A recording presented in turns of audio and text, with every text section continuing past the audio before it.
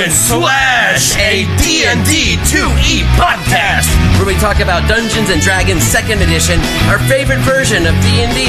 It appears kind of in the 90s, and we still play and still love it. We don't know why, but it's the best one. Yeah, we're very nostalgic for this era, so we talk about all things related to it. We hope you enjoy. Yeah, much fun.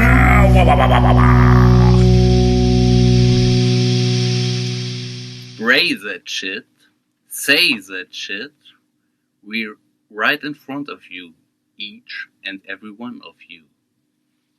Welcome to Hack and Slash, AD&D 2E podcast. What kind of strange voice was that? No one never heard that. That's our only fan, maybe sitting next to us. I'm Jake, and this is Flo, and this is a Dungeons and Dragons Second Edition podcast. Normally, it's the two of us talking to you about Dungeons and Dragons in the 90s and all this shit. And I'm completely weird because there's a third person in the room. Now there's a third person who just did our intro. Yes, that's me. It's Felix, a.k.a. the only fan, a.k.a. Flo's imaginary friend. We don't have an OnlyFans account, but we do have an OnlyFan. Word! I have to sneeze my nose at first, okay? Okay, and also, Flo's not burping anymore. It's usually a signature thing. Now he's blowing his nose. That's a new thing now. So Felix is here, and we start out with a quote. What was the quote? What is this quote? The quote, yeah. What was that quote from? It sounded familiar. Is it from a movie? No, it's from a song. Okay. But it's not really from the 90s. Not really. But the singer or the rapper is from the 90s. It was Snoop Doggy Dogg. Oh, it was Snoop Dogg. Snoop Dogg. It was fucking Snoop Dogg. Yeah. Which song of that was Snoop Dogg? Snoop Dogg featuring Bad, Not Good. Okay. With the song Lavender. Okay. You know I think it's not so. I don't know. One of the most famous songs. Felix showed me the video clip before, and then I remembered. Yes. Yeah, I saw that years ago, and it's about a D&D group. It's about a D&D group playing there in front, like in the video, and it's just like instrumental. It's like a beat going on, and I was like, yeah, I know that song. So, and where's the rapper? And then he said, yeah, there is like this song with Snoop Dogg. I show you. And wait, so Snoop Dogg's rapping while they're playing D&D? No. Nah. It's kind of like two songs. The original song is from Bad, Not Good. And it's also called Lavender. And the video clip is about a group playing a role-playing game.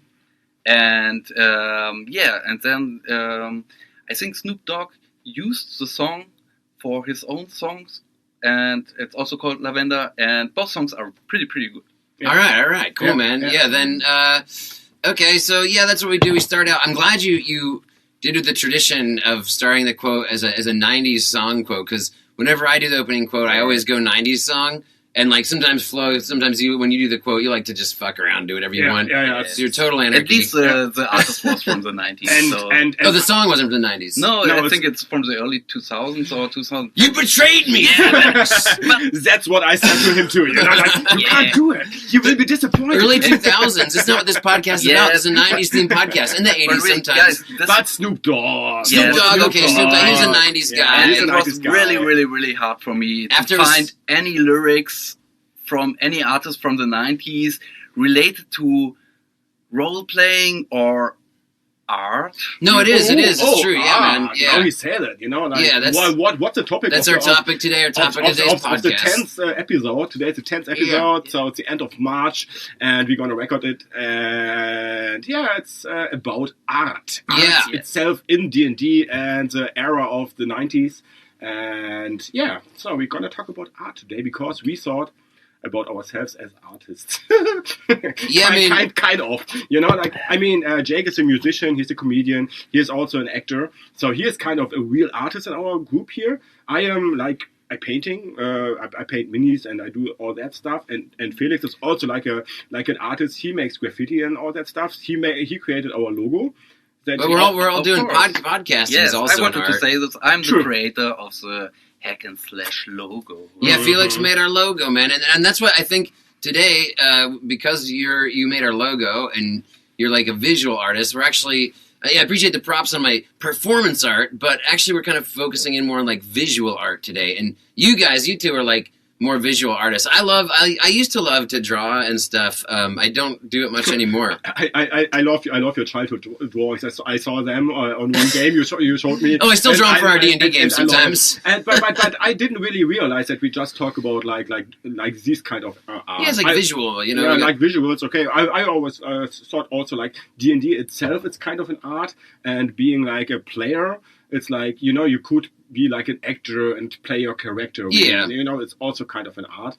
And I think... Anyway, and everything is some kind of an art. For sure. Like everything also like using the dice. The dice itself, for me, it's like an art piece, you know? So I really love the dice.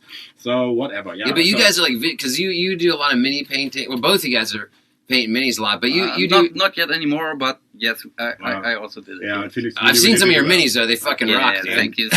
Like, by the way, I put out here 3 little minis, and it's like one for each of one of us. Like it's a little gift again. You know, like we can paint them. They are little sorcerers. So one is for you, one is for me, one is for Felix, of course, and we should paint them and gonna see what else, how they compare to each other. You know, like. All right. Really cool. Well, speaking of stuff, I think we're going to talk about art. I did want to ask you a little bit. We're going to talk a little bit about our Hack and Slash logo and that kind of thing. But first, before we launch into it, I got to say that this month is the month of March. We're recording this, and it's the month of me and Flo's birthday. Oh yeah, we get it. Happy birthday! So last podcast we talked about The Princess Bride, and Flo was like, "I never seen it," and I'm like, "What the fuck?" I think I never see it. I don't know really. Well, we'll find out because we're gonna, after our next D&D game at the end of this month, it's gonna be my D&D birthday party. We're gonna watch Princess Bride. I'm looking so forward. It's gonna be rad. Will be a cool session, I think. And then we'll do it'll be like my birthday party. We'll do some gift giving. But your birthday was last week, right? So I got you a little something. Oh no! Oh, surprise! And I will gonna see, because my line it's not really to see. I think the technique stuff, you know. I always like being afraid of technique. Oh wait, happy birthday, man! Okay, I got a bag. I got a white bag with a dog and a cat. And the bag has nothing to do. That's just I went to the vet today, and the vet gave me that bag for my cat. Oh, no way, dude! That's so fucking funny. Yeah, word. It's a free day. Woo woo.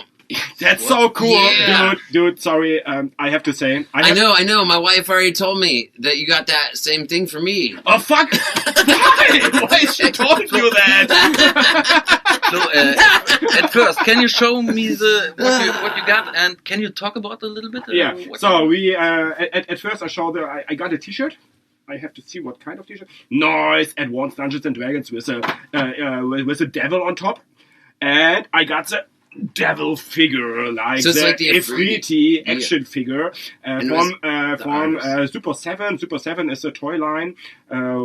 They produce like old school minis, action figures, and they reproduce them. And Jake give it to me like a Ifriti as a gift, and I really, really love that action figure. And I actually have the same present for him for the next week, you know. We got each other the same present. And his wife already spoiled him. What the fuck? But Jake's so cool, because I was like, fuck, I also want to have it. And now I have it. That's so cool. Funny, yeah. Thank you so much. So cool. And I also have the T-shirt. And I got you the matching T-shirt also. That's T-shirt with the Ifriti. But it looks really small. Yeah, it looks it's medium. It's a medium. It's medium? Okay, yeah, it's an M. You're medium. You're like a dwarf-sized person. Yeah. Maybe it's a little bit small, but maybe I will we'll see what happens, dude. Yeah, but whatever. Nice. If not, I'm gonna cut it out and make it as a patch. Yeah, I figured you'd use it somehow. Dude, so cool. No, because I really love it. The action figure was sitting there, and in my little workspace, and my wife walks by, and she kind of did a double take, and she's like, "What is that? Where'd you get that?" And I was like, "Oh, that's my birthday present for Flo." And she's like, "Oh," dude, I thought you had opened your birthday present already. And I'm like, "What?" And she's like, "Oh, I mean," nice. She's like, "Do you care if I give you a little spoiler?" And I'm like, "I don't care." And she's like, Flo got you the same thing that you got him. Such a great coincidence, dude. We are fucking brothers from my other mother. Sorry, Felix. We talk with you later. But I was in visiting my family in the U.S. and in Denver, Colorado, and there was a little comic book shop I went to, and I just saw it, and I was like, "That's for Flo." Dude. And I love the artwork in the back. You know, it's like the first edition or second edition artwork, and I will not put it out of this thing. I think you will do, but I will not. Probably. I will hang it on the wall like that. You know, like because it's an art piece. You'll keep it in the box. I keep it in the box because the box art is beautiful, and you can see the action figure inside. We make pictures out of that. With that together. And the artist is on the back, I think it says here. Who is it? Danny? David C. Sutherland III. David C. Sutherland III. So that's a dude who did a lot of the original art in old school D&D. This one, I think that's Alan Moore, I think. Or not? Not Alan Moore. Alan Moore? Alan Moore's D&D art. Yeah. Larry Elmore. Larry Elmore, yeah. But I'm not sure. But, dude, so cool. So funny. But the good thing is, I can tell you a little spoiler again, or a little spoiler more. It's not the only gift I have for you. So it's not the only gift I have for you either. So I'll give you more gifts next week when we play D&D. What the fuck? Yeah. Next week, tomorrow, you mean? No, next week. Next week. Yeah, but we're playing D&D tomorrow. Tomorrow we're playing Morkborg. Morkborg we play tomorrow. But yeah, it is so fucking funny that we got each other the same gift. Yeah, it's so fucking brother from my other mother style. So really, weird. It's so weird. We have just one brain. It's like you have the right side, I have the left side, I have the left side. I will get the 3D for my friend. It's so good. I really love it. And Laura, my wife, were laughing about that so much. Like, why you have the present from Jake in your hand? And no, it's my own. It's so fucking it's so good. Thank you so much. And so Flo, you know what's funny too? No. I also gave you a birthday present. Yes, it's right. Yes, and we had almost the same situation. True. Would you like to Felix, tell the Felix. Really? Did you get the same present too? No, kind of. Felix got me this cool T-shirt. Also a cool T-shirt with this cool artwork from Dungeons and Dragons with the Beholder. The one right here in front of us. Yes, the Beholder, right. Yeah. That's from Ryan. Not Ryan Reynolds, but kind of the same name. Ryan Reynolds? No, wait, Wayne. Is Deadpool making D&D art? Wayne Reinholds. Oh, Wayne Reinholds. Okay. Wayne Reinholds makes this artwork, and Felix gave that to me. Yes, but when I was on my way to Berlin to visit you, he texted me and he showed me a picture of his new T-shirt I ordered myself. Yeah, and it's also quite the same. Quite the same, but different. More comic style. This is more art style. This is more artic. And that is more like comic style. And I was like, oh, very nice, Flo, but... Yeah, but cool. So it's also Beholder. So you know me so well, guys. So You're my best Felix, friend. you got him a Beholder t-shirt, but then you, Flo, had already bought a Beholder t-shirt for yourself for your birthday. Yes. So now you just got fucking Beholder t-shirts and then a 3D t-shirt. You can't have enough Beholder t-shirts. That's cool. That's like a metaphor for life. Somebody's like, I don't know if I should have that other slice of pizza. You say, hey, you can never have enough Beholder t-shirts, bro. Just fucking go for it. You have never enough eyes watching yourself. Or you live in Germany and all the other states of the West. And the East maybe also. Yeah, wow, exciting times. I hope all with the technical work because of 3 mics, but I think so. Blah, blah, don't abroad the people about that. We had like this little red line kind of and wanted to talk about our favorite art of this era, the 90s, right?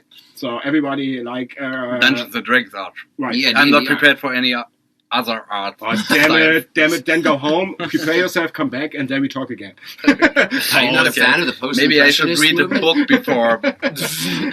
I'm really fucking stoked about t-shirt art and all this stuff. But let's talk about the art stuff. And before, I had the idea of I want to guess which kind of art is Jake's favorite art from the 90s D&D related? You know, like which picture he loves the most.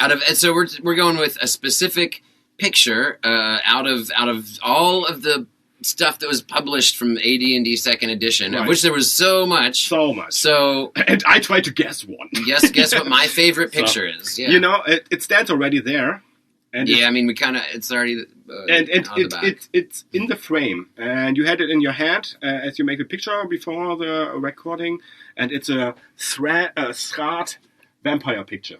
Oh, you think it's Strahd? Okay, because you know I love vampires. Yeah, because you love vampires, and he's sucking the blood out of a really, really beautiful girl, you know. And I was like, yeah, that fits totally fine. Yeah, sexy as fuck. So I was like, maybe that's one of his favorite art. It's not. You know, I do like Strahd art, but I will show you my favorite art over here. It's also in our little diorama. Okay. Normally I don't have to trek through the field of mics. They're just gonna grab this here. Jake is gonna get his art now.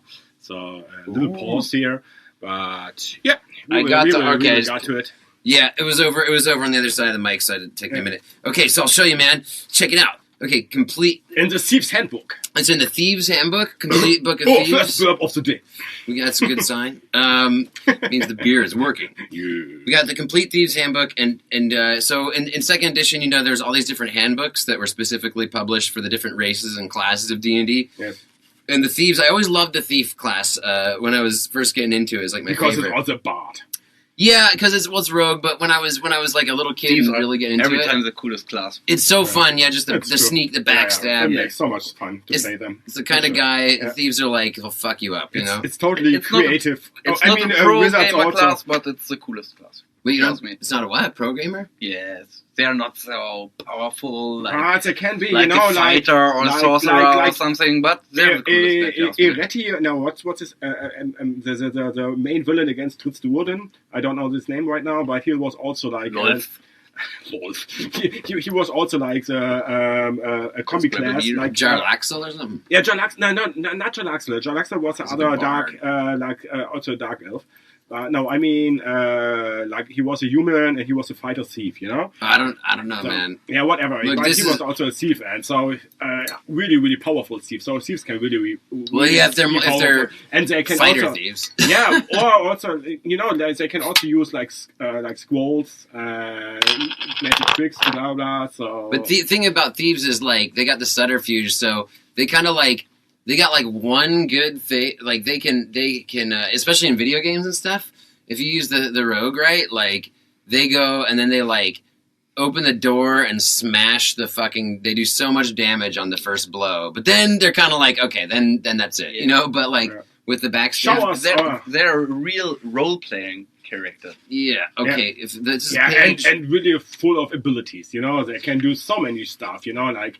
Finding all the traps, finding pickpocket stuff, and blah, blah. Yeah, show us the art. Come on. So this is the first art of the first big full page art of the Thieves' Handbook. Yeah, it's Larry Elmore. Oh, nice. Yeah, that's a nice one. I love that one. Yeah, I know this one. I know this one. Yes. We all know that one. It's like in a city, and there was a couple in the lighted street. Like fighters or maybe also thieves, and then you see lurking in the shadows like a gnoll, or something, and some big thieves, you know, and they want to rob. And the one is one. He's really cool. A beast man or something. Yeah, something, dude. But like a gnoll and maybe like an bastard. What's bastard in English again? Oh, like a mongrel man. A mongrel man, maybe. But no, I think so. This is like there's a guy and a girl, and they both have their swords drawn, and they're in the frame of a doorway that's in like the background, and then the foreground is like this dark building, and in the other side of the doorway, in front of us, the viewer of the picture, there's like. This dude beckoning to them, and he's got like some jewels or something, and he's clearly a thiefy-looking dude. Yeah. And then the other side of the doorway is, I think it's a gnoll. It's a gnoll, I think. Yeah, and it's like a doggy person. Yeah, like a hyenoid guy. Yeah, so it must be and he's ready to fucking take these fuckers out when they come in the doorway. Yeah. But there's like a lot of layers to this. There's a story with it, and the art itself has like, even in the background, there's like the Eagle Tavern sign and stuff. Yeah, nice. Yeah, so there's a lot of depth to it. And you also can see that the couple in the light, it's like, we know there's something going on. You know, like I heard a voice, I heard a noise, I heard something. Yeah, you know, like there's something going on. So, and so it's like also like really they already know that's a trap. It's a trap. Yeah. But are they going to go anyway? What are they going to do? It's so cool. It's a super cool picture. It's from Larry Elmore. It's Larry Elmore, and that's why. Do you know which year it comes from? I think it's 19. Well, let's see, I think it says 89. Okay, The book was published in 89, but I think he quit TSR in 87. But maybe they're still using his art, and that's part of why. Did he? I don't know, dude. Yeah. I just read that on the wiki on the way over. I'm not sure. But, like, basically, when I was doing art, like as I mentioned, I used to draw a lot when I was a teenager before I started getting into music and acting and shit more. And I drew a couple pictures with this same motif where there was like foreground with dark figures and silhouetted figures, and then in this doorway or a window or a portal or whatever. It's a nice perspective, you know, like it's super cool. Like these point into the middle of the picture, you know. Yeah. So you really be focused onto the middle of the picture. But I really then love it, you know? look at this. This is also. Here's this is called Neither Beast Nor Man, and it's a gaming module from 1995. It's kind of the same picture. So Thieves' Handbook came out in 1989, and then this is a gaming module that came out in 6 years later. So stole it. And they stole the fucking thing and used it again. They reproduced it, you know. They stole everything. They just stole the Beast Man. The only thing, there's a doorway. Yeah, there's a frame. There's the same Noel Beast Man waiting. Yeah. But then the same situation, and you can also see it's like cut it in, you know, like so it's so. It's not really in the really background. fitting, It's not a city. And it's not the young couple. It's just like it's now like it's a couple forest. Adventures and it's a forest. But it makes no sense. They just stole the fucking thing Larry Elmore did, and then are like, let's just I don't know. It was really good in the Thieves' Handbook. Let's just fucking sell this gaming module. We're talking about right now about like a module from Ravenloft. It's a cover, you know. We're talking about. It's Ravenloft. So it's a Ravenloft thing. So it's weird. Oh yeah, and we will for the people listening. Go into our Instagram. We're talking about art, so we're talking about a lot of visual shit. But if you want, you can go on our Instagram page, and we're going to publish photos of all the art we're talking about. So you can actually look at the art we're talking about while we're talking about it, so it's not so abstract. And you'll be like, oh, that is totally not a Knoll. These guys are such pieces of shit. Why hack and slash don't use video cameras? Damn it.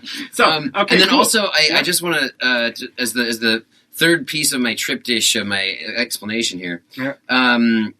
There's this. I went to Elbenwald Festival, and I bought this piece, and this is by a lady named Elif Siebenpfeifer. Yeah, you told me about her, and she's awesome. And I bought some of her art there, and there's a picture here of like. Also a Steve picture. Yeah, there's like a woman with white. She looks like a sorceress type with a little cat with enchanted eyes, and like a hooded rogue guy. She could also be a priest. Yeah, she's a magic user of some sort for sure. And then there's all these like guys surrounding her, and I can't see the guys. There's all these shadowy. Right. They're getting ambushed in a city. But I told her, I said like this reminds me a lot of this picture. Yeah. And I tried to describe the picture, and it's the one I just said. Yeah. And she knew what I was talking about, Nice. and she was like, "Yeah, I know the one you mean." And I was like, "Yeah, this." There's something about this. The art. They're kind of in the background a little bit. The enemies are in the foreground at the front of the picture. This guy is anyway. And it kind of... Yeah, it's kind of the same perspective, not so deep into the world, kind of, but it's like more in front of the picture, but it's kind of the same perspective, you know, like it's also like focus into the middle of the picture. So. Could it be that the woman is a priestess of saloon or something? I also thought about like that, you know, like because she's very glowing. She is like the point where the light. Yeah, but Saloon is always like the goddess of love and lust. Or wasn't she the goddess of light? No, light? No, light is a different one. Okay. Saloon is love. I don't know light. I don't know. I know how you can find to answer your question though. Elif Siebenpfeifer is on the Instagram. I'm going to give you a shout out, Elif, if you're listening. Yeah, cool. And we can message her and find out what. Give you the nerdiest fanboy question ever.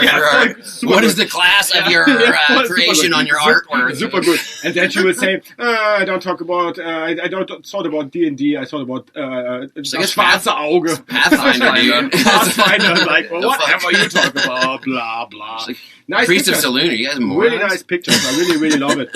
Cool, dude. Cool. Yeah, so that's my little, and again, go to our Instagram, check it out, and you'll see all this stuff we're talking about. Yeah. And also, a big shout out to Elif Siebenpfeifer. I love your art; it's rad. Yeah. I keep this on my creative workspaces and for inspiration normally. I want to make now after you put out the pictures. I think we make second Felix, and I wanted to talk about a little bit about why we really especially invited you, you know? So because I'm your only fan. Right, maybe because of this. Your OnlyFans. How many people you don't know except of me? I think our friend Caro listens to this. Yeah, to Caro, and then maybe one or two other guys, but that's it. I heard we have a listener in Ireland. If you're listening, Georgia, yo, Dia Dwitch, and hope you're doing well, homie. Thanks and for listening. Oh no, he will not listen. Does Theo Kane listen to this? No, I don't know. I don't think so. But yeah. Really, it's just like because I'm really getting bored of Jake. I just wanted to talk to. Did you bring him as a replacement for me? Yeah, but here's the replacement for me because I'm a German. He's a fucking German, so it's your mic now. I will let go and we're gonna go to sleep. Goodbye, everybody. It's Felix's turn now. Okay, no, really, hello but everybody. It's me again, Felix. Knock, knock. Who's there? It's me again. Wondering why Felix is not naked. Not yet. Let's talk about Felix art. Yes. And Felix told us before, and that was super funny because he was like describing his art piece, and it was you like little nerds already knew what I mentioned. It was like this description was like, in front there is like this girl, this woman. Yeah. So wait, back it up. So we were saying that on this podcast we want to discuss our favorite pieces of D&D art from Second Edition. Pick your favorite, and then you said to us on our chat group, you're like, you described what it was, and we knew what you were talking about. Shall I describe it again? Yes, describe it. Describe it. Tell us the description you gave us. I made some notes so I can read it for you. It's a snow landscape in which a wounded warrior is healed by a priestess. In the background, you can see a grumpy giant turning back to the couple. It seems that he asks the priestess, "Hey lady, why are you healing this guy when I just smashed this little man so nice?" Yes. And we both knew exactly what you were talking about in the description. And it was like 5 minutes. Give me 5 minutes. I'm gonna figure out this picture. And then it was like, it's on the priest handbook, the cover of the priest handbook. And I posted that in the book. That's it. Larry Elmore. It's Larry Elmore. Another Larry Elmore. And I also printed that. Give me that frame with a, and I put out. Here you are. Yeah, and I write down there, Larry Elmore, December '88. Okay. Evelyn the Life Giver, and from Dragonlance is it also, and on Dragonlance it's Goldmund and Sturm. Oh, it's Goldmund and Sturm, from Dragonlance. Cool, dude. Yes, you told me, and I never heard the story about Evelyn and never. All the... That was Larry Elmore's first impression of that, I think. Yes, and it's like a famous group of heroes, or what are they? So far that I now understand, like he drew that picture in December '88. And that was way before Dragonlance published, I think. So really? I thought Dragonlance was earlier in '88. That was like... I have the Dragonlance art book here also. We could have a look. But the funny thing is that he called that picture Evelyn and the Life Giver. So... who is Evelyn? Maybe that's the goddess? I don't know. Or is that the person, I think, the girl? It's Goldman. The picture is called Evelyn, the Life Giver. Yeah, but who? She is Evelyn. It's not Evelyn and the Life Giver. But doesn't make any fucking sense. Evelyn the Life Giver, right. It's Evelyn the Life Giver, but because in the Dragonlance books, it's like completely from the description in the books, it's Goldmund. Yes, Goldmund makes sense. So that's how Goldmund looks. Like in the description of the books, like red hair with feathers in her hair. Okay. Blah blah blah blah. So it's completely, and also this person here on the ground laying there, it's Storm. Like with a mustache and like a knight and blah blah blah. So it's him. So I didn't know. I thought she was Evelyn, the Life Giver. Yeah, giving the life. Yeah, makes totally sense because the artist Larry Elmore told the picture like that. So I was like, maybe the authors of Dragonlance just took the picture, was inspired from the picture, and was like, we make like Goldmund looks like her. Oh, okay. Could be, Never know how people use pictures, I thought the Dragonlance was published in like '84 or something, though. Yeah, but it grows. Yeah, but they were in the first. Goldmund was like OG first Dragonlance. So you think like Larry Elmore was inspired by the Dragonlance and then painted the picture and said, that's Goldmund, and painted a picture of Goldmund and call her Evelyn? I don't know. Maybe. Nobody knows. I don't know if it was Nobody art imitating literature, imitating art, or if it was literature imitating art, imitating art. Anyway, that's a good. Do you want to know you can take it why home. I choose this picture? Yeah, please. No. Yes. I don't want to know. I go to pee now. Is it because the chick's hot? No, because the giant is hard. Giant, exactly. Really, Flo. You love giants. Didn't You ask love me. giants. I thought when I come to this podcast, Yeah. I thought the first thing you will ask me is, "What's my favorite monster?" You didn't ask me. We didn't ask a favorite monster. Yes. Now we talk about art. Well, we've like, shown you who the real monsters are. It's us. So do you want to know? It's Is a it a beholder. giant? It's a giant. Yes, it's giant. I Yeah, know, see, I know the hill giant. made- You love the hill giant. yeah. Of course, I love Because giants. they I are- love hill giants. I love ogres. Like Ogrish. the hobo people, you know? Yes, everything. Every monster. Is it me to was say big. hobo? Is it NPC to say hobo? I think you're still allowed to say hobo. Okay, cool. I Because like I big don't monsters say any and other the savage words monsters. anymore. I just wanted to say. But you painted the mini when we were our mini painting session. Yes. That's why you said you don't paint minis much anymore. I'm like, I've seen your work. It's rad. We Yeah. painted minis together one time, and you painted a badass fucking giant. Yeah. I ended up using him as a mini once as a character I played. It was rad. I used to paint a lot of minis in the Corona times. Well, yeah, Yes. COVID was good for doing a lot of Yes. enjoyable activities. I learned a keyboard. Now I forgot. I painted minis. Yeah, Like yeah, always. Me too. Yeah. I got nothing to do except ordering minis and painting them. Masturbating and painting And minis. this was the What? time, Flo. This was the time when we. I'm never gonna touch your minis again. Flo, this was the time when we started playing Warcry. Yeah, true. It was Yes. 2020 something Yes. around that. Yeah, But you chose this picture because the giant, the story with the giant. Yes, You can Yes. tell the giant just fucked this guy up. yes. Of course, yes. I love the setting of the. I love the atmosphere of the picture. I really love snowy landscape. Okay. Yes. How is it called? The Christmas. No.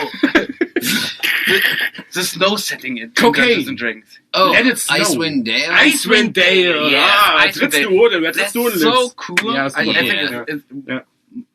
my favorite setting in Dungeons and Dragons. It's always like a Let it snow, as Freddie Mercury said. there's Yeah, a lot I of think there's a lot of something. D&D Yeah, cocaine. settings that have like this. There's something about the snowy ice environments that Yes. where you're really the characters are like the environment is fighting against them. Yes. Yeah. And It's there's so not deadly. much Yes. color. Yeah. It's like white, so it's sort of like this liminal space almost. Yeah. And it's beautiful but dangerous at Yeah. the same time. Yeah, like Yeah. the environment's trying to kill you as well as other things. Yeah. Yes. Yeah, and then there are white dragons, and then there are Ramorsas. Yeah, Rahimuras. I've only ever seen it Yes, down. and Super ice good. trolls Ice and words. Yeah. But So I- good. I think my favorite- Yetis. My favorite ice Yeeties. landscape D&D thing is the music video to Wonder Boy by Tenacious D. You ever seen that? No. Oh, it's like in Tenacious D, Jack Black and Kyle Gass are like D&D heroes, and they're fighting their way through a snowy landscape. Nice. And they picked that because it was like I felt like when I watched that video many years ago, I'm like, it's so brilliant because like they didn't have many actual. I don't think they had any actual monsters like in the video, but it was a D&D video just because they were wearing medieval clothes and trudging through the fucking snow with swords, you know. I And it's see, like you yeah, can tell that's yeah. just a D&D character's thing. My kind of favorite environment or like landscape of D&D is like always was like the jungles kind of. You know, I always like I never played inside of that, and I never really DM'd inside of that. But the jungles of Chult or Kult, I mentioned that once before here in the podcast. Yeah. So, and I really love that environment of like sweaty but green, and then there are dinosaurs And you know, Yuan-Tis. Quantis, for example, chicks in jungle bikinis. and I also love how you get there is over Giant the ocean. mosquitoes. And you know, like I also love the ocean environment because I love the Shawagin. Everybody knows already if they listen to us. Everybody knows you love the Shawagin. Who is the Shawagin?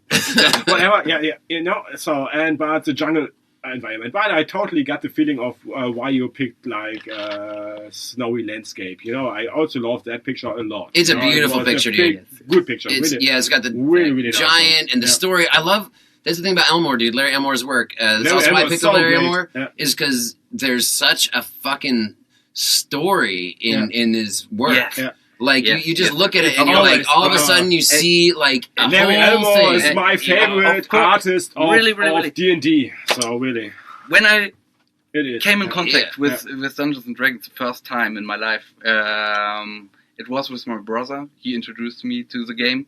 His brother's cool. He makes 3D prints for me. Yes. So from really, really cool. He's a real nerd. Yes. Yeah, Shout out to Martin. Martin, that's a good Martin. Martin. There's a 90s reference for you. From Hamburg. Martin. Damn, Gina. He printed really cool minis already for me, like 3 minis already, and one throne from Silverhawks, the cartoon. Super nice. Oh, yeah. So cool. Yes. So, yeah. My wife just was saying the other day, she was busting my balls because I didn't know Silverhawk, dude. It's funny you mention I that. also don't know Silverhawks. I just have the You just throne. have the minis? No, I just have the throne because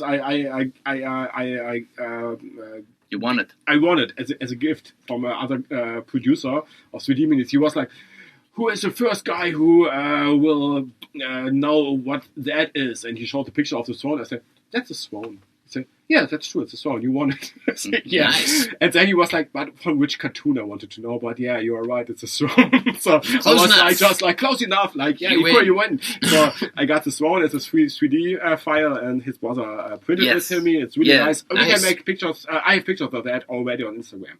So yeah. Yes, but what I wanted to say. Sorry to interrupt. Welcome to Hack and Slash. No problem. Yeah, I know you, Flo. I know you, Flo. I know. Hyperactive. Especially Flo. I want to say something, and then comes Flo, and we got. It's true. Yes. What I wanted to say is my brother introduced me when I was like 11 years old, and he introduced me to Dungeons and Dragons, and he got all these cool books. And I was a little young man, and I grabbed these books and I looked at all the pictures, and every time I saw these kinds of pictures, mostly they are from Larry Elmore. I'm really a big Larry Elmore fan. Yeah, they're all same. Yes. Yeah. And my imagination was going wild. Yeah, I saw this thing. And I just could close my eyes, and there was inside of the world. Yes, I was totally into the world. Yeah. I was totally into the adventure. Yeah. And there was. I just looked at the picture, and the whole story was. He has the magic of really like. That's what I really think about Larry Elmore's art. Is like really he can put you into. He can hook you. You know, like. He paint a picture and then you are inside of the story already. You know? Like, especially with the picture which you pick Felix, it's really like you see the adventure inside of that. Yes. You know, like the fallen warrior and the healing priest, and then you see like the giant walking away and like, fuck. I should come back. I hear something going on. Yeah, I have to come back. You see the picture and you know what happened in the past. You see what could happen in the future. Yes. And you see the present. Oh, that's right. Yes. You see everything in the picture. Super cool. But damn it! I got goosebumps. I know that you're also a big fan of 5th edition, and you gave it. Yes. You now played 2nd edition with me and Flo, so. We do only have guests on the podcast who play 2nd edition. That's our rule. Yeah, you're also our first guest. We are really, that's our thing we want to do. We are fascists in this way. 2nd edition fascists. Bow down and lick the fucking serpentine boot. But, the thing is, you like 5th edition, and that's mainly what you play. So most people play. Most of the time when I play 2nd edition with people who play 5th edition, they're really quick to call out the inadequacies of 2nd edition, which are fair enough. You know, it's kind of slower gameplay and stuff. But you also totally were like, dude, the artwork of 2nd edition is the best one. You like it better, and I do too. And I think that I didn't think about this till you just said this. What you're saying about the stories of Larry Elmore's work, but like when I think of the 5th edition art, I'm like, you know what? Like, it doesn't really have that, dude. Like, it'll show a badass adventuring party fighting some stuff, some bad guys, but, like, you don't have that Larry Elmore element of, like, the story, really. You know what I'm saying? I think the Player's Handbook from 5th edition, they also got quite cool pictures. Also, the Dungeon Master's book. But I think the 5th edition, it's not the same, really. It's kind of the same with all of the art in games right now in this era of time.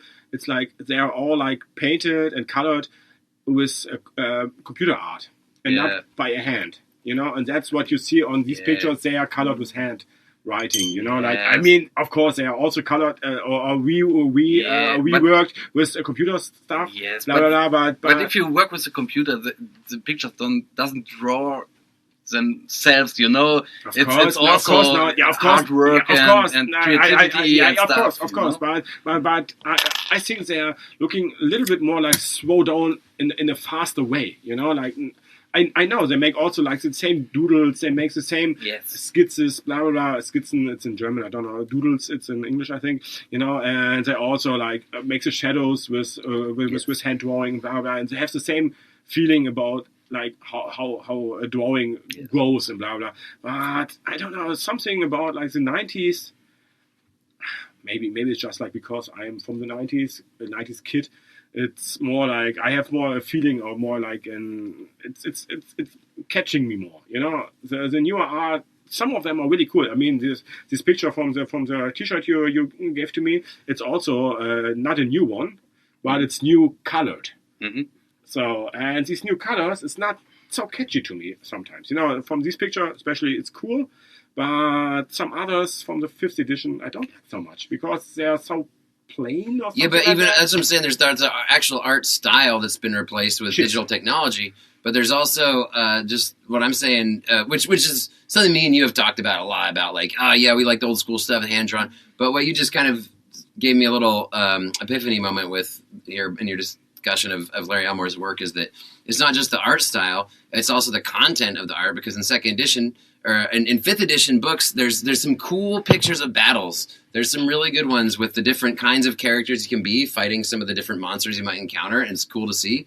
But you do not have something like this where there's like just a priest healing a downed guy with a giant walking away, and it's so really compelling to look at that. It's really like a quiet moment. Yeah, you know, it's really like a quiet moment. You know, it's not happening it's much. not how much action or so is there. It's just like telling a story. Mm-hmm. You know, like there happened something before, and it could be that there happens after. I got another example of Larry Elmore's good work. Yeah. And it's quite the same what you said. Mm-hmm. It's also a picture. Mm-hmm. It's not happening so much in this picture, but the picture is... Describe the picture. Maybe we can recognize it. Let's see. Another picture recognition game. Come on. But I think it's very easy, but because I think it's one of the most famous pictures from Larry Elmore. So, a party of adventurers gather around a slain small dragon.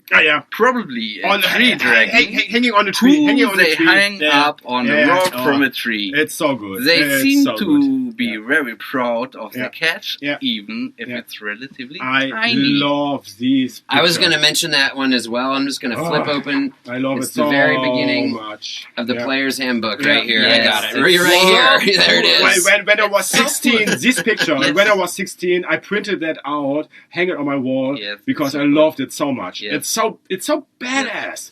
It's a nestling, you know. They catch up the nestling of a green dragon and hang it up on a tree. They're fucking assholes. It's a fucking baby dragon, you know. It's still pretty deadly, dude. But they're really deadly and they're really horrible, so it's good that they're... Plus, I mean, this is probably like a mid-level adventuring party. You can't throw them against a fucking venerable dragon. It's so cool. It's so fucking I started playing badass. role-playing games with, not with Dungeons and Dragons. I started playing with Das Schwarze Auge, the Black Eye. I don't know how it's called in English. It's Das Schwarze Auge. That's equivalent to D&D in German. Yes. And they was highly inspired by D&D. And they produce an own adventure system or campaign system or rule system, and it's a really, really good one. Yes, but I brought this book. I just want to tell you, I brought this book because I wanted to talk about that picture. I brought the player's handbook for that, so I'm really glad you brought it up, dude. Nice, okay, good. So good. Good. Other brother from other mother stuff here. I just wanted to say, when I played Das Schwarze Auge, there was the creature compendium, the monster's handbook, and in the Schwarze Auge they had a tree dragon. A tree dragon? Yeah, is there something similar in Dungeons and Dragons? Not in the second edition that I know. No. I don't know, dude. What is a tree dragon? Is it a dragon that becomes a tree? Is it a tree that becomes a dragon? Is it a dragon no, that's it's part a tree? dragon. It's a small dragon living in the trees. Okay, there are these psycho dragons, or not psycho dragons, like these. The fairy dragon. Yeah, these little dragons, like they are 30 or 60 centimeters tall, that's it. And they were like fairy dragons. That's the only thing, but like tree dragons, whatever, it sounds like Age of Sigmar, GW Games Workshop stuff from the Sylvaneth. The Sylvaneth is wood elves, and they have all these dragon stuff also. Okay, I don't know what you're talking about. Okay, whatever. All right, I'll tell you what, guys. It's about time for a break. So when we get back, we'll talk about. First, I want to guess your picture, but then, so we'll do that, and then also we can speak a little bit about your work on our Hack and Slash logo, and maybe some of the other work you're doing in that field, homie. Oh yeah, yeah, cool. All right, okay, cool. Let's have a break, and some good words from you for the break. Oh yeah, we usually do some words before the break. I have to pee. I don't know. I don't have anything. Okay, let's. I don't have anything clever today. I'm very tired. Oh, you know what? I'm not just tired. I'm absolutely knackered.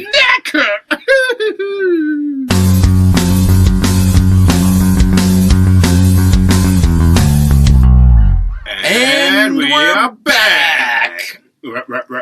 I went to pee. Yeah, we had a really long break this time because there was like cigarette smoking and pissing, and I looked at my phone. Yeah, that's depressing. We are smoking cigarettes. I made the mistake before of looking at my phone on the break and depressing stuff, and this time I'm like, Larry Elmore, dude. Just Google Larry Elmore. Keep your mind focused on the topic. You are also Larry Elmore inside, dude. But Chloe, now it's your turn. Show us your favorite Larry Elmore picture. We will talk about my art, but at first, after the break, we always do one thing, and that's a German-English thing. Yeah, it's our little cool. tradition. Yeah, that's old school. Tradition. Because what's one thing about the podcast I love is that, like, we have this. I'm from the U.S. You're from Germany, and you're also from Germany. So now it's like twice to Germany. Oh. But like fight against the shit. I'm scared. But yeah, I will. You sit in the middle of two Germans. I'm in the middle. I'm in the middle of two Germans. Germany is so big now. That sounds like a bad techno song. The middle of two Germans. The middle of two Germans. They're staring at me. Yes, they're staring at me. Sandwich. But I like the culture. Sometimes we talk about like the differences in the culture and like how D&D was here or there, or whatever in the 90s. And one thing I loved is learning and speaking with the listeners about the German words and stuff. Yes. So I don't even know what we picked today for a German word. I was not too happy with that word, but that's right. No, it was a good word, dude. Yeah, because you love it a lot. So Well, I'll tell you why. But it's illusion. No, it's Zauberkunst. What does that mean? Zauberkunst. It's the art of magic. Magic art. Right. Magic art, but I was like, okay, so the German word is Zauberkunst or Zauberkünstler. It's magic user or magic art. But I was not so happy with that word because of like Zauberkunst you don't use so much. Yeah, in it's German. Outdated. Nobody says this anymore. But that's kind of cool. Like it's old school. Yeah. It's like a D&D word. Yeah, like, but you got better modern words for this.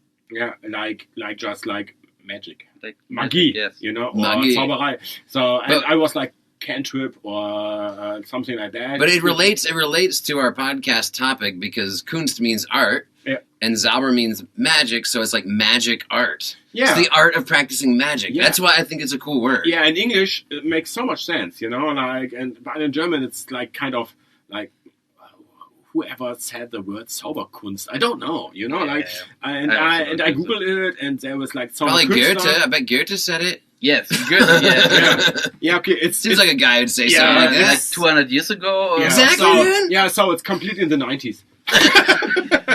Yeah, so 1790s. So the German word is Zauberkunst. So it's magic art. Okay, let's go on. Yeah. What do you want to say another word? What if you could choose a word that means this? What would you say today? What's a contemporary word? What's a cool word you think is cool? Yeah, I was like thought about like cantrip, like Zaubertrick. Thanks. Zaubertrick. That's not really like an art related word, but Zaubertrick, I always thought like the cantrip you can use as a spellcaster, really like creating art inside of D&D games, you know, like when you want to use a Zaubertrick, it's really like special, you know, like you can light up a candle, or you can blow off a candle, or you can clean up a house a little bit, whatever, you know. You like can have some wind tickle your enemy's balls. Or like what Caro, our other famous fan, always used like a cantrip, or when she used it once was like on the ocean and created a little wave. Yeah, that was cool. It was our first gaming session, and there's some enemies who were wading through the waters of the ocean. She used the cantrip to create a wave to try and maybe knock them down. So you can use cantrips like offensively if you're creative. Yeah, and that was kind of an art piece, how she created, how she used the cantrip, you know? Yeah. So, and that's why I wanted to use cantrip like Zaubertrick. So, but yeah, it was not really related to art. So that's clever enough, dude. I mean, it's cool, yeah. Yeah. So, we hemmed and hawed about that one on WhatsApp for a while. Yeah, so we have Zauberkunst, we have Zaubertrick. Yeah. What do you think, Felix? What is like an art related German word that you think is really cool, or magic? Yeah. Flo asked me before the podcast, and I was brainstorming so much about this, but I didn't find any word. Nothing. No, nothing art related. It's really it might be the only word. Zauberkunst. What's German and oil painting. What uses the word Kunst, art. But yeah. Das ist Malerei. Höhlenmalerei. Oh, Höhlenmalerei is a nice word, maybe also. Yeah, whatever. Höhlenmalerei is like hell painting. No. Cave painting. Oh, right. Höhle. Hölle. Holla. That would be a good word, maybe. No? Höhlenmalerei. Yeah. Cave painting. It's so much Dungeons and Dragons related. I think it could be, so for sure, dude. Yeah, could be. It's like dungeon. Like you find cave paintings and then it's an adventure hook, you know? It's like, in the Stone Age setting or something, it might be fitting very good. Yeah, but to the listeners again, it's Zauberkunst. Zauberkunst. I love magic art. Yeah, it's cool, man. Yeah, it's cool. It's a cool word. Okay, well, so what do you think? Now we have to guess your favorite piece of art from Second Edition. Yeah, you wanted to. Is it from Larry Elmore? Yeah, it is, right? We all picked Larry Elmore, didn't we? That's so cool. That's so funny. And actually, okay, you had a guess, right, Jake? I would think. Is it the Shawagin? No. So, and it's also... Yes, it's the Red Mage from Thai. That was my second one. And the Red Mage of Thai is a Larry Elmore picture. And the Shawagin, I don't know. The Shawagin picture. But... I was thinking from your Shawagin book. Yeah. I don't know if it's also Larry Elmore, but both are not my favorite one. I mean, the Red Wizard of Thai, what we always have here in front of us on our diorama. Oh, dude, is it the one, this one on the cover of the Art and Arcana with, like, the hacking of the Red Dragon? No. Guys, I have... Is it the Beholder from your shirt? Guys, I have totally to disappoint you. I don't go with Larry Elmore. Oh, he didn't do it. Is it... it's the Clyde Caldwell. Oh, okay. And Clyde Caldwell, and it's from the Adventures book there with the unicorn and the rider on the unicorn. Ah, it's Forgotten Realms book. It's a Forgotten Realms book. I got the picture here also in the frame. Oh, man. We should stop keeping all of our art delicately in front of our microphones. We have to tiptoe around them in order to pull it out to show each other. Yeah. So the thing is, with this art piece, you know, what I took, that's the one, you know. I never saw it again before. Yeah, I picked that one because when I was like 15 or 16, I saw this picture on the book of this adventure or Abenteuer book in German. From the Forgotten Realms by a friend. And it was like, really like, I don't know, I was never into unicorns or something like that, you know, too much fairy tale stuff. I don't like that, it's too sweet. But it was like... Do you have you ever seen the movie Orgasmo? He goes, I don't want to sound like, he's like, hey man, you ever seen Clash of the Titans? I don't want to sound like queer or nothing, but I think unicorns are kick-ass. No, but with this picture, like this unicorn, and she's it's the warrior. It's a girl on top of the unicorn. For me, this picture, it's really like heroic. It's a heroic picture, and she is in front of a dark city. And she's got a sword, and the sword is on the same vector as the unicorn horn. And it's a scimitar, and it's really like, I don't know, it's a perfect picture of a hero, and I really, really love that picture. And it always, I can't really explain why, but it always dragged me into that picture, and I always loved, like, the whole vibe of the picture, what's kind of funny is that, like, it's the way that the lighting is, and the way that the heroism versus the villainy of it is the complete inverse of the picture I selected. Where I was at, the heroes were in the background behind the door, and then the darkness was in the foreground with the villains. With this one, there's a very light hero radiating in front of you, and behind her is the two dark buildings, the dark towers with the red glowing lights and the full moon. And so she's like the one who is kind of commanding the attention. She has the power. I think that's the difference between this dark and light foreground background. So she's like, it's like this is about she is the one who is commanding the darkness here. And I mean on the book, the picture is not so dark. The background is more bluish. So. But I don't know. I just love the whole picture, and Clyde Caldwell also draw a lot of other cool D&D Second Edition art pieces. Also like this one from Strahd. Oh, Strahd is also Clyde Caldwell. Yeah, it's also from him, which I picked for you, kind of. Yeah, I love Strahd, dude. So, vampires. So I love that. But my second favorite, and mostly my first. Do you know who she is? Yeah. Who is this lady, man? That's Alyssa of the Mists. It's a name. Is she famous? I don't know. I don't really know. It's from the 1990s, complete from the 1990s. So it's Clyde Caldwell, and the name of the picture is Alyssa from the Mists. I don't know who she is. I don't know if she's a famous one or whatever. And also, like I had like the thought of like I want to pick Larry Elmore's Red Wizard of Thay. Because that's one of my favorite pictures always, It's so we always epic. have it here at our podcast. It's our main inspiration. But, sexy old man. Yeah. But even before Jake had the idea of like, come on, pick your favorite picture, I had directly this picture in my mind. And I also had like an Instagram group or something like, what is your favorite picture of D&D Second Edition? Even before this podcast, and it was like this, and so many other people said, that was always my favorite. Really? I said, cool. Dude, I mean, I am a little surprised because, like, your aesthetic of art that you seem to kind of like and that you create is always, like, there's a goopy, like, tentacles and Nurgle and, like, slime. Gross. And asymmetrical and, like, just completely fucked. Totally. Like your fucking brain. More like horror style. Totally. But this is like a very, it's the opposite. It's very noble. It's like, I it's don't a hero. know. It's like a really that high fantasy knight chivalric thing. There's no blood, no slime. It's just like beautiful. Not you. What the? Wait a minute. Are you actually Felix and Felix is Flo? Oh my gosh, we switched it now. You seem more like a giant just kick the shit out of someone sort of guy, but and then there was like this other picture I had also here, this green dragon, but that's not really a second edition or D&D picture, but that's also a really, really cool art piece from the. It's a green dragon in front of a castle, and a wizard is casting a spell against this guy. And I have to look in my notes for the name of the artist. Epic as fuck. Epic as fuck, for Doesn't get much more D&D than a D attacking a D, and some guy defending the D from the D. I forgot to write down the name of the artist, but we will show you on Instagram and then put out the name.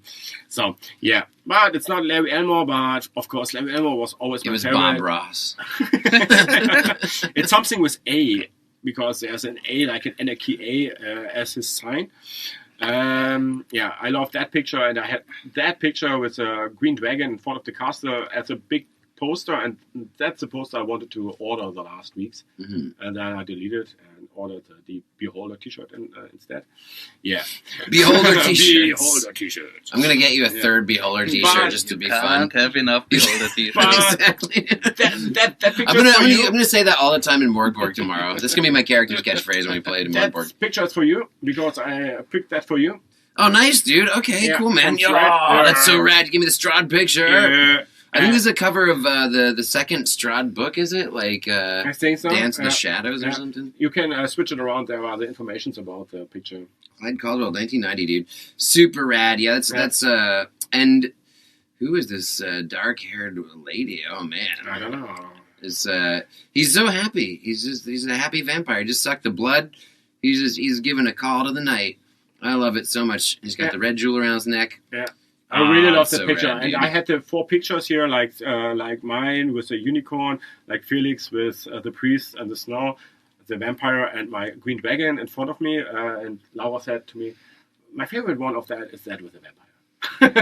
And I say, yeah, it's a really, really classic horror fantasy style picture. Yeah, well, as we like- discussed in our Halloween episode about, I talk a lot about my love of vampires and how just that trope and everything, and I mean that's why I think it just resonates in our psyche so much. But so does yours. I mean, there's all these archetypes. You know what I mean? Like totally. The knight in shining armor. I mean, the that's vampire. Maybe that because of just like the archetypes. You know, it's just an archetype. You know, like in golden armor, on the white unicorn, riding into the I don't know. Maybe she comes out of the battle or riding now into the battle or leads the army into the battle. And Felix likes giants, and there's a giant. And yeah, maybe that. You know, like, yeah. Look, Felix, you haven't said much in the second half. Now I feel like you're, once again, I'm wondering if you're a hallucination. Are you imaginary? He wants just to play D&D. No, I'm real. I'm in reality here in Berlin with you at the podcast. Yeah. Yeah, that's his knee. I touched it. I want to know about what you do as an artist. First of all, I think I wouldn't call myself an artist. No one as an artist would call himself an artist, maybe. But you use paint to create visual. Everybody is an artist. Could be an artist or is an artist. Art is everywhere and in everything. I think maybe I am an artist. I think I make art for the people as a graffiti artist. Yes. So maybe I'm an artist. Yeah, you're right. Yeah. Maybe if you make the art, then you're an but artist. I wouldn't call myself. I'm into this graffiti scene, and I'm a writer and stuff. But I got my crew in the city where I living, my friends, and I'm painting with them. I meet with them, and we're going out and making some walls nicer. Yeah, it's super badass, dude. I was given street art tours of Berlin for the last year about the street art of the city, and so I got a wonderful chance to do some serious deep dive and rabbit hole style research into the history of street art and stuff. And I love that. We mentioned cave paintings, dude, earlier here, and some people say that is like the first street art because the idea that you're just living in a community and then you're painting on the walls of your space because the idea also that like art is for the people and it's not just something that's like, you know, to be put in a museum. I know exactly what you mean. Everything what inspires you or what's happening in your life, you have to give it some space, and you have to show it other people. You have to invite them in your world, in your thinking, in your thoughts. And I think it's in the basics it's the same like graffiti. Yes, of course. Why not? Yeah, also like pharaohs or whatever in Egypt, you know, like so. Yeah. With the cave paintings, and then from Egypt to like with what was the name of Egypt writing? I also hear the story about I don't know a Greek person or it was a Roman person, and it was like a craving in a stone, and it was like I am blah blah blah, and I fucked blah blah blah at this stone, and I was here and fucked this girl. Yes, really like this. Yeah. 84. Yes. Well, it's because we always want to express ourselves. Like the idea of being an artist is like you have this creativity in you, and you want to put it out there in the fucking world. Yeah, and that's why we do a podcast, you know. But the thing is, also our podcast, dude, is I feel like more street art status, and it's something we're just doing because we have a passion for it. But here's a funny thing: is that like with street art, it's beautiful. It's always something somebody just wants to do. Never is it like somebody's like, oh, I feel like I have to do that. Like, you know, like it's part of your soul. Mm-hmm. But like. You get people that are like, I don't. The street art makes it. The graffiti on the city is bad, and it's offensive to see. And these same people, they will see a billboard. The billboard will be advertising something to them. Yeah. The thing that's being advertised to them literally murdered several hundred African children. Yes. Mm-hmm. Torture, rape, the most horrible things a human can experience. Real violence is happening so that this watch can get marketed to you, this silver watch or whatever, you know? And they're not offended by that. They're just like these cattle that are moving through the city and consuming that and feeling like it's okay. And then they see this person made the paint on a wall, and it has sensitivities, and it's not hurting anyone. There's no violence. It's just somebody who wanted to be creative and is unleashing that creativity in a completely harmless way. It really depends, because if you draw something on the property of somebody, I can imagine what this person is struggling with. There's a reason why they are. Yes, but yes, I don't know why anybody should be offended because of some color on the wall. I don't know. No, I think it beautifies the city too, because it actually adds like this stimulation. That's what art is supposed to do. It's what it does. Yeah. And so you're walking around, and instead of just looking at like fucking luxury items, watches being advertised to you, or the latest jacket or shoes or whatever on a billboard, then you're looking and you're seeing something that's like provoking your thoughts in a different way. And you're like, what is this? Who is this dude? Clit. That's a guy who spray paints all over Berlin, you know, Clit. Clit, yeah. So I was like, it's Clit. Why does he name himself Clit? I'm not going to think about that. But he's getting attention with his name. Yes. Exactly. It's a good name. Felix, I also had kind of the discussion with you, I don't know how many weeks before, like what if like all of that would be legal, you know? Like all of the graffiti would be legal, and you can just spray everywhere where you want, you know? Yeah. So not everybody would just do it anymore, because it's like also like this thing of like a rage against like the system, you know, like, and a riot statement kind of, you know, like, hey, come on, fuck you, fucking system.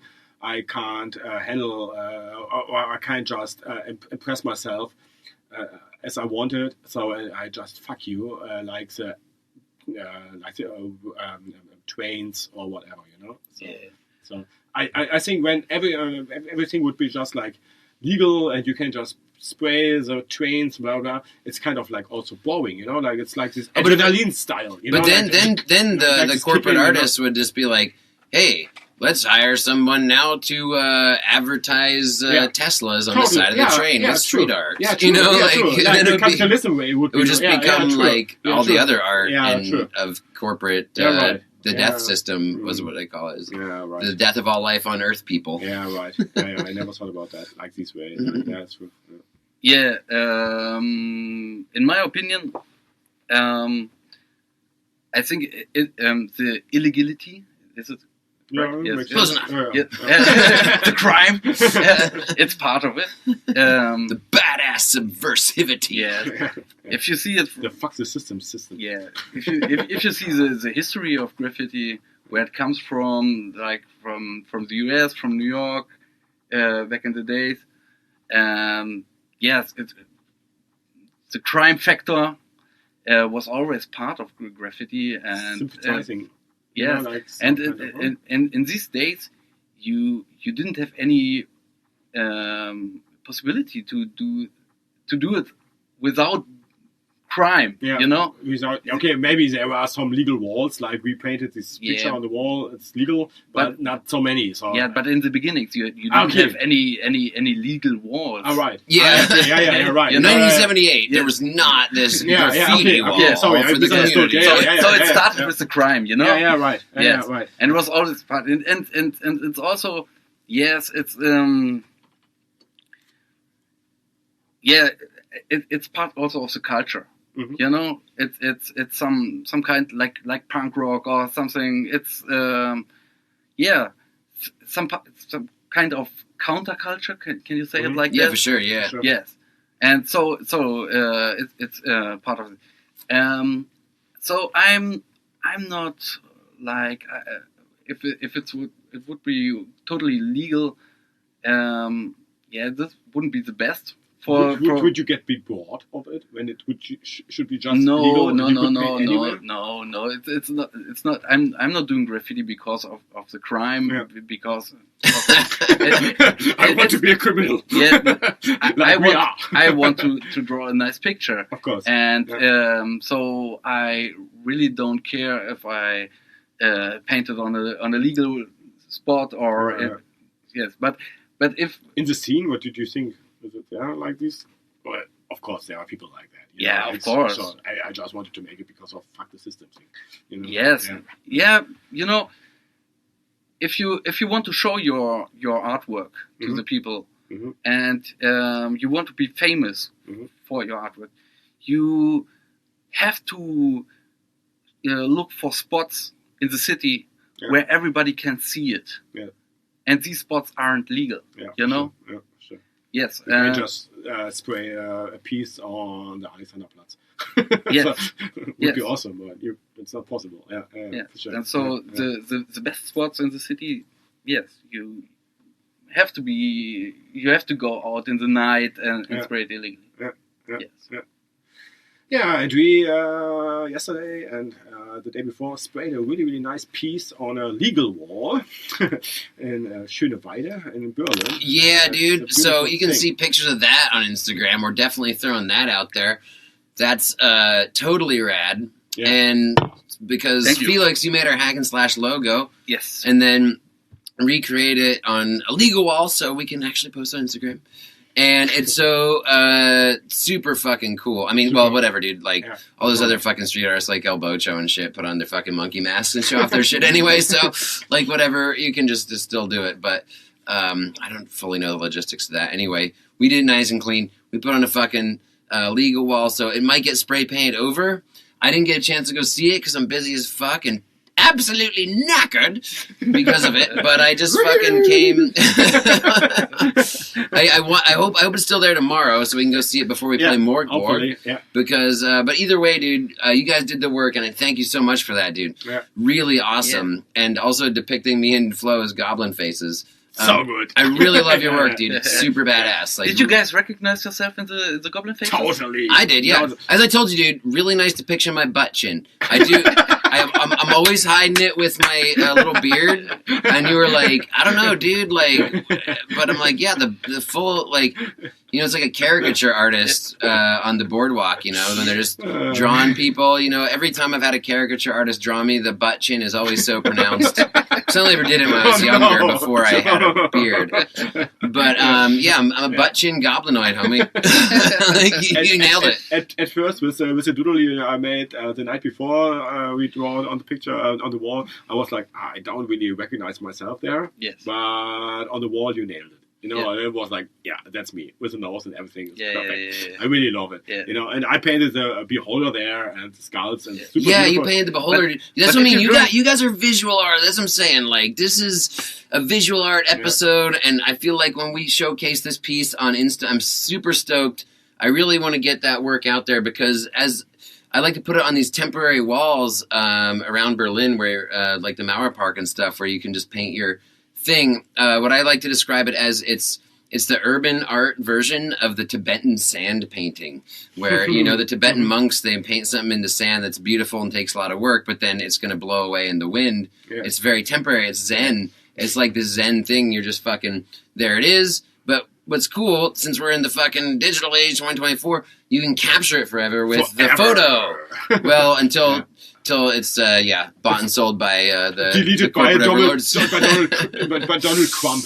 Donald Trump. Yeah, before when the fascists take over and use it all against us, and then we're destroyed. But before then, at least, we have all our stuff on the internet, and then we get to preserve it. So even if in real reality it's destroyed, in hyper reality it will continue to exist. So we can still see the work that you guys did. Could be that on the wall tomorrow already. So on the wall. Yeah, but we'll throw it on the Insta, dude. And you guys, listeners, please check it out because it's fucking awesome. Yeah. I hope we can make a picture with you together. Yeah, I hope I can go over there, man. But it might be paid over. Yeah. I want to see your original faces.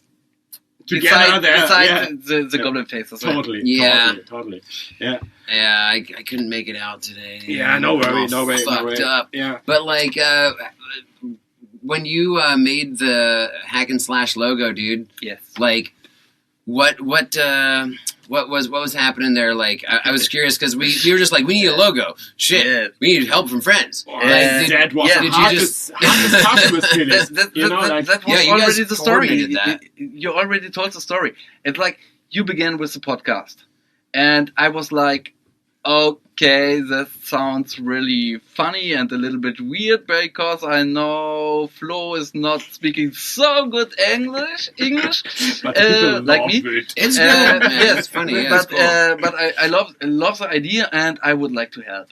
And so I offered it to Flo to draw your logo. Yeah. I think. Yeah. And you gave me some time. No. You said to me, oh yeah, we're starting in like 3 weeks or something, and we need to know now. And we need now. We got a deadline. Yes, and he gave me some deadline. I want pictures of the Spider-Man. Really, and I do graffiti very often. It's like one time in the week I'm out and painting something. That's why I thought Felix can do it really fast. Yes. And he was like, sorry to interrupt you again. So, but the thing was like, you're like the band The Interrupters without the ska. But the thing was like, Flo, I don't know if I can do a logo. You know, like a real logo, because you was like thinking in the mind. Because normally when I make the doodle, I'm painting with a pencil or something, or I do it with a graffiti can. And it's I was like, dude, when I do it with a pencil and I sent it to you, you can't use it. So you need a real logo. Yeah, a real logo. Yes, and you need a digital logo. Yeah. And I'm not able to do this for you. Yeah. And then I got this deadline, and I was like, okay, how am I doing it? And then I was in vacations, and in the vacations I found some time, and I was doing it in one. Vacation is a great time to find some time. And you sent it to me, and then it was like, Felix, that's perfect. Yeah. That's exactly what I thought about. You know, like, remember when you sent that on to me too? I was like, Jesus Christ, dude. It was I think a night shift work. Yeah. But then Flo, you added the color, yeah? Right, yeah. So, Felix added colors already. Yes. You know, like with I don't know what kind of pencils you used for that. They're called Copics. Yeah, okay. With Copics, like that's a classic ways to draw things or to color things. Sketch. Yeah, to sketch. So but on the picture there was like a little bit pale, and I was like just digitalize like these colors and put them out. Like people, when you listen to our podcast, you see our logo. The colors are kind of created from Felix, but I digitalize them, you know, like, so I bring them out a little bit more, or brought them out a little bit more. So, but the whole thing is from him. So, that's beautiful little logo. And, so you can create logo, you know? So, really easy. So, I need a beer opener. Oh, yeah, bottle opener, dude. So, and this podcast, what we do is we start off not having had beers, and then, by the end of it, we've had several beers. Yeah, and that's what I'm doing. Cheers. Prost. Prost. It's so nice. Yeah, dude, and thanks for all the work for helping us with the podcast and the listenership as our OnlyFans. And the logo, dude, and the wall, guys. Holy fuck! I was so blown away. It was so badass. Yeah, I just was like, it was kind of it was so much more fun to making the wall than the logo. I can tell you. But I love that the beholder blasting. It's so funny, yes. And I was also spontaneously, and I was like just like, I'm not a graffiti artist, you know, and I never paint really on walls. It was my second thing on the wall I really painted. So, and I was like, okay, I just paint a beholder, and then today in the morning, when we go back to the wall, I was like, okay, I put some skulls there also, you know, like, and I painted them. So it was really, really easy for me, kind of, but it was also like a new experience, and I was like, okay, now the whole wall is full. So we can complete it together, and we can make a whole background with that, and then it's a whole picture. So, and yesterday, as we started the picture, it was just like Felix paint a picture, I paint a picture. Yes. It's not a whole wall, you know, just on one wall, but I had my picture, here has his picture, and we would make two different photographs out of it. But now it's just one unified. Yeah, and for me, it wasn't really spontaneous. Mm-hmm. I already took so much inspiration the months before. Yeah. I was in vacation. I was in Istanbul, and I saw so many good graffiti over there in Istanbul. Oh, really, dude? Nice. Yes, Istanbul's good graffiti. Cool. Yeah, man. it's a cool graffiti city. Mm-hmm. And I got so much inspiration from there, and the idea painting you as a goblin. I really had long before, and I was every time I have to paint it for you. I have to paint you like goblins. Yeah, I feel like when because you got so goblin. You got goblin energy with your ass chin and your big nose. You already look like goblins. We are fucking goblins. I got a goblin with an ass chin. Yeah. I also think that like the fucking the way what we do on this podcast, like the way that the goblinoids, the parts of our personalities that we are showcasing here, it's like we are too. Because I love. I've mentioned this before, but like really in the 90s, goblins. In the 90s, there's like this. There's always these two stupid guys trope. There's Bill and Ted. There's Beavis and Butthead. There's fucking. The guys from Dude, Where's My Car? Yeah. You know, there's this thing where there's like these guys who are traveling in this cell phone thing, this telephone thing. Bill and Ted. Bill and Ted. That's I already said that. Oh yeah, sorry. That's all I got. Yeah. Wayne's World. You know, Wayne's World. There's excellent. There's like this. So I feel like we're authentically kind of showcasing this fucking trope, but it's sort of like. You could see if it was a cartoon that was about D&D and you had to pick a race for the two characters involved in that kind of thing. A goblin would probably be the most appropriate choice. Kobolds, you know, like kobolds or goblins or whatever. No, kobolds are too fucking annoying. I don't like the Dungeons and Dragons kobolds for sure. It's true. There's more dragons. What's this? That's really cool. Yeah, but goblins are like little... looking more like lizards, kind of. Yeah, you gave me that Warhammer book, Dagabo's Revenge. Yeah. And I read it on an so cool. I read it on an airplane, and that whole the Warhammer Gobos, like... You totally, really, that's like us. Yeah. Makes totally sense. Just like, like what's your favorite kind of Warhammer goblins? Huh? What's your favorite kind of Warhammer goblins? Or goblins in general? Well, actually, right now, it's not like an old thing, but it's a new goblin I really love. I have to say, from Morkborg, the goblins are so... Yeah. And you know them. With the because there's so many different kinds of goblins. And the Pathfinder goblins looking very different than the D&D goblins or the Warhammer goblins. I like the Brian Froud goblins from Labyrinth, dude. The Goblin King, David Bowie. Nice, yeah. And he commands those little, like, puppet goblins, the Muppet goblins. That's rad. Which one I also love, it's Monster in My Pocket goblin. Oh, yeah, that's a good goblin. Like, yeah. Like with his two hands. Like is he a fucking mime? I got an all-time favorite. It's a night goblin from Warhammer. The Night Goblin. Okay, Nice. okay. Nice. So with the black hood, with a bat in the hand. Yeah. Or on mushrooms. all on mushrooms. Super cool. Yeah. Super cool. That's since from the 80s. Phenotype of goblin for me. Yeah. They are perfect. I love them too. Yeah, they are cool. Yeah, that's right. And honestly, guys, I think like since like 3 or 4 months, I'm into like collecting all of goblins. You know, like, because you said to me, Felix, like, I want to paint you as goblins. I was like, cool.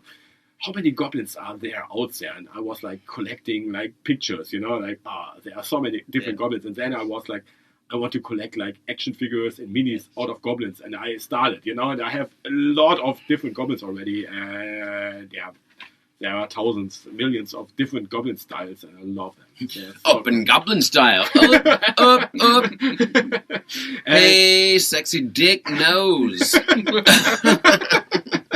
Butt-chin, sexy butt-chin. Beavis and butt. Show me your butt-chin.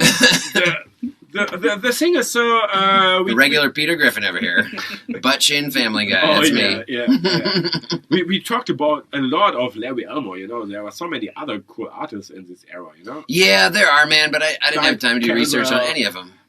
Geiger, Keith. Don't know.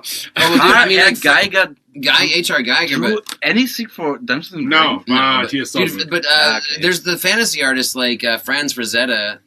That's what I wanted to say. And Boris Vallejo. Yeah. Those two are like, you know, they're the ones who kind of really nailed that. And John Blanchet. Is like for Warhammer. So, and Jeff Easley also. Jeff Easley. Jeff Easley. Thanks. So, yeah. Yes. You know, like I didn't know. Yeah, no, he was like the artist of the it's not here, but of the starter sets of the second edition starter set in Germany. Well, as long as our topics are over the place and we need to wrap it up, I just want to mention one thing because we did discuss it, and this would have been a better thing to discuss earlier when we were talking about the subversiveness of street art. But we were talking on our chat group a little bit in prep for this a couple weeks ago.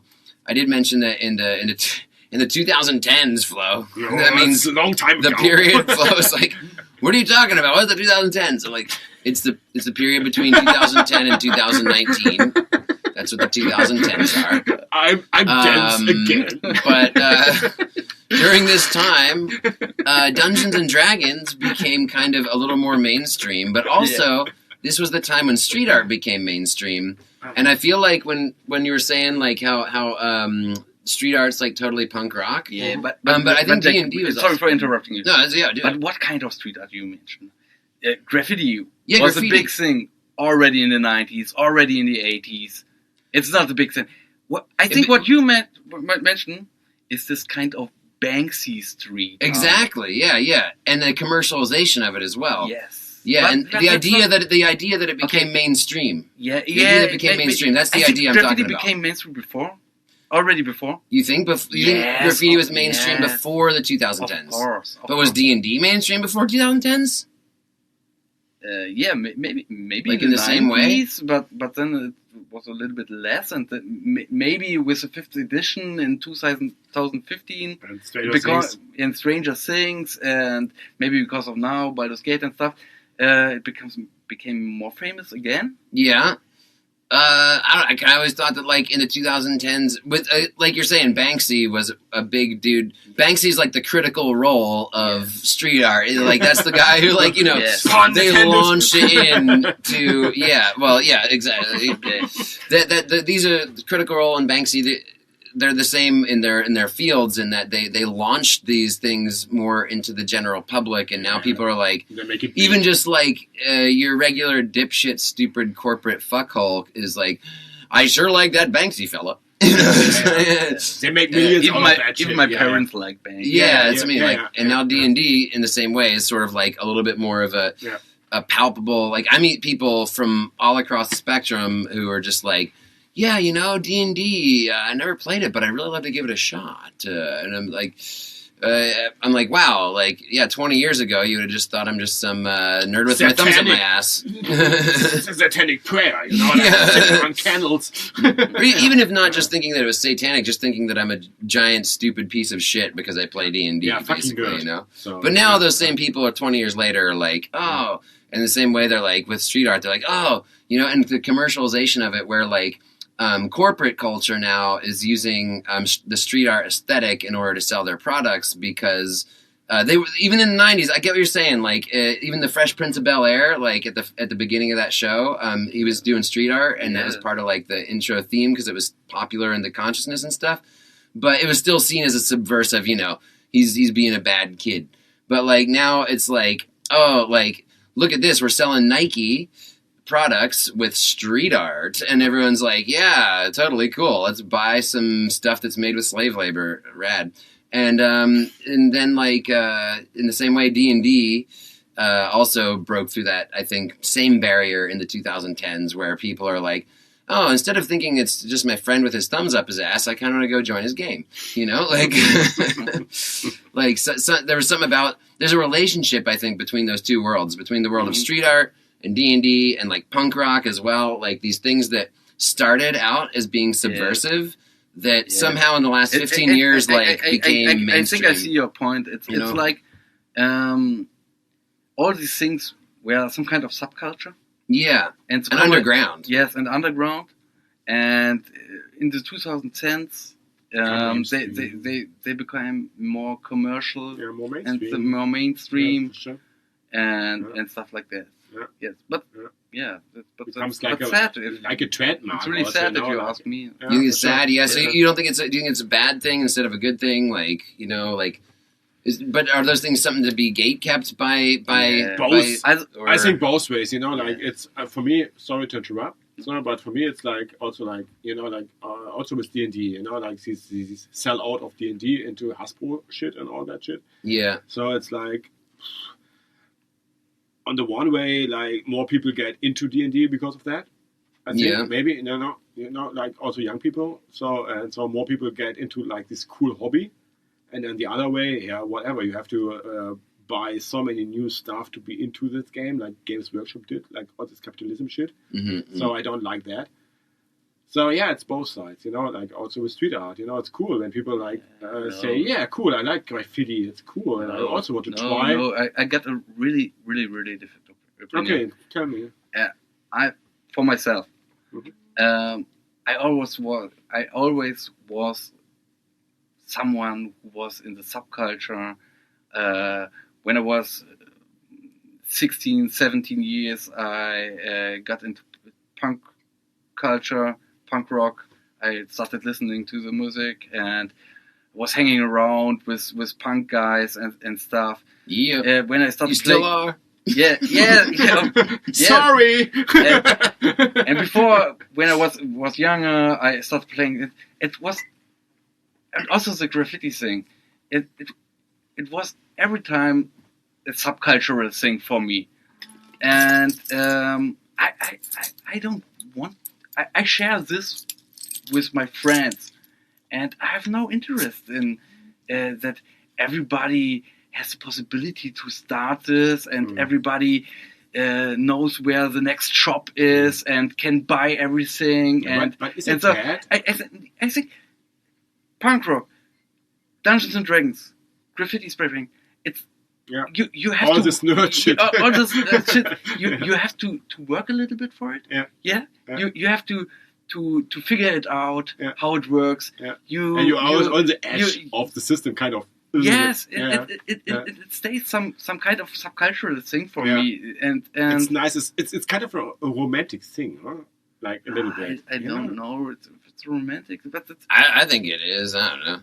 I don't want to suck you guys' dicks on about this, guys. I'm just saying there is a romance to. But maybe we are stuck in this 90s thing. Romantic. No, but I know what you're saying. The idea that like it's kind of that there is a romanticism to the idea of having something that is a little bit dangerous, that's a little bit like you're on the edge. Yeah, that because there's these powers that be that are oppressive and bad, that you're doing something good and beautiful to spite them, and it's dangerous to do because they don't want you to do that. Yeah, the people and once they it's embrace out, it, you know, then you're like, maybe. shit. Then they've absorbed my thing. It's no longer romantic because they've co-opted it and using it for their evil ends. You know. Yeah. So that's right. Like that's kind of what you're saying. Yeah, kind of. And I know what you mean too, dude. Because like when I was a kid, man,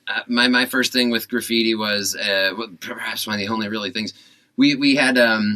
The school resource officer, he was the cop of our school, you know, and he gave me a hard time for some of the shit I was doing sometimes. So we went down to this creek that was near our junior high school. And I wrote his name, and I said he sucks. Yeah, I don't know. I think I'm Did past. he find it out? Yeah, I think I'm past the statute of limitations on this, so I'll just go ahead and say Carpin sucks. I just spray painted it on Carpin sucks in big letters. Nice. And hate speech.